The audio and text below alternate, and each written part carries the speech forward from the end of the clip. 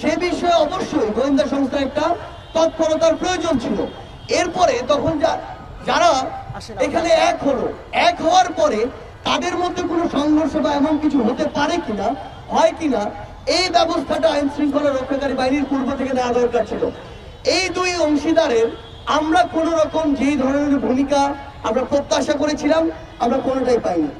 এরপরে যেটি হলো, এই যে হামলাটি হলো, এত বড় একটি হামলা হলো, হামলা হওয়ার পরে সেখানে আইন শৃঙ্খলা রক্ষাকারী বাহিনীর অবস্থান অনেকটা বাংলা সিনেমায় ঘটনা ঘটে যাওয়ার মতো পুলিশ যেভাবে আসে। এখন এখানে সবচেয়ে গুরুত্বপূর্ণ যে বিষয়টা হচ্ছে, এখানে অন্তর্বর্তীকালীন সরকারের কিংবা স্বরাষ্ট্র মন্ত্রণালয়ের কিছু দায় নিতে হবে। যে দায়টি হচ্ছে, আমরা গতকালকে কিছু ভিডিও প্রকাশিত অ্যানালাইসিস যে ভিডিওগুলো ছিল এগুলোতে দেখেছি যে পুলিশ সদস্যরা একদম ব্যক্তিগত ক্ষোভের জায়গা থেকে, ইচ্ছার জায়গা থেকে, ব্যক্তিগত প্রণোদনার জায়গা থেকে নিরস্ত্র আমাদের ভাই বোনদেরকে ওই জুলাই অগাস্টে ইচ্ছা মতো হত্যা করেছে। যাদেরকে ওই সময়ের পোশাকধারী মানুষদেরকে আমরা নরপশু বললেও নরপশুকে ছোট করা হবে। তারা যেভাবে মন চাইলো, একজন মানুষ হাত তুলে তার সামনে দাঁড়িয়ে আছে, 20 জন পুলিশ, তার ইচ্ছা হয়েছে সে গুলি করলো, তার পুরো শরীর রক্তে ভিজে গেল, লাশ মাটিতে লুটিয়ে পড়লো। এভাবে যারা হত্যা করেছে, হত্যার পর এখন তাদের কি অবস্থা? তাদের নামে মামলা হয়েছে, যেই মামলার কোনো হদিস নাই, তাদের কোনো বিচার হচ্ছে না। দৃশ্যমান বিচারের যদি কোনো কাঠামো দেখছি, আবার গ্রেফতারের পরে জামিন হয়ে যাচ্ছে। তো তারা যখন এত বড় অপরাধ করার পরে পার পেয়ে যাচ্ছে, এইখানে সবচেয়ে বড় সমস্যাটি হচ্ছে তাদের যে দায়বদ্ধতা ওই পোশাকের উপরে, শপথের উপরে, এটি তারা এখন আর অনুভব করছে না। এবং এই যে এত বড় অপরাধগুলো করার পরে তাদের যে শাস্তি হওয়ার কথা ছিল, এটি না হওয়ার কারণে অন্য যারা পুলিশ সদস্য রয়েছে, আইন শৃঙ্খলা রক্ষাকারী বাহিনী রয়েছে, তাদের দায়িত্ববোধের যে জায়গাটি সেটি নড়বড়ে হয়ে গেছে। তো সবচেয়ে গুরুত্বপূর্ণ কথা হচ্ছে, কেউ একজন পোশাক পরলো, শপথ দিল, তার যে দায়িত্ব সেটি পালন করতে পারলো না, এবং না পারার পর অন্তর্বর্তীকালীন সরকার বলি, ওই মন্ত্রণালয় বলি, তারা কোনো ব্যবস্থা নিল না। তাহলে এরকম অনাকাঙ্ক্ষিত ঘটনা একটার পর একটা ঘটবে। সবচেয়ে গুরুত্বপূর্ণ বিষয় হচ্ছে, আমরা আজকে শহীদ মিনারের এই জায়গা থেকে বলতে চাই, এগুলো যদি রোধ করতে আমরা চাই, আমরা যদি এগুলোর পুনরাবৃত্তি আমরা চাই না।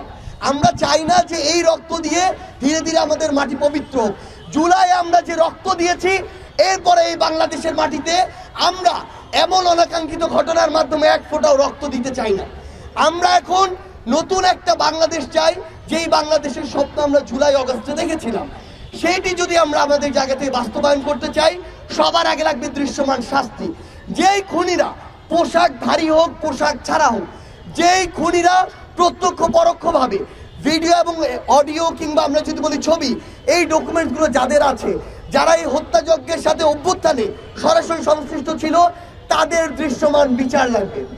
এমন অন্তত 10-20টা ঘটনা রয়েছে যাদেরকে 1 মাসের মধ্যে একটা তদন্তের মাধ্যমে, বিচারিক প্রক্রিয়ার মাধ্যমে আনা যায়।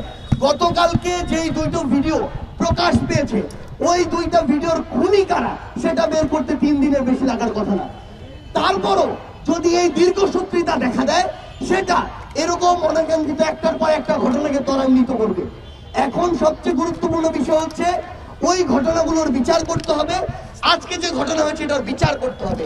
এই বিচার খালি এই গাল গল্পের মধ্যে সীমাবদ্ধ থাকতে হবে না, এই বিচার দৃশ্যমান হতে হবে। আজকে আমার কাছে ছবি আছে, ভিডিও ডকুমেন্টস আছে, তারা সন্ত্রাসী কার্যক্রম করেছে, ফৌজদারি অপরাধ করেছে, তাদেরকে কেন এখনো গ্রেফতার করা হচ্ছে না? এই গ্রেফতার করতে কি কারো কলের প্রয়োজন আছে? গণভবন থেকে কলের প্রয়োজন আছে? এরকম তো কোনো কিছুর প্রয়োজন নাই।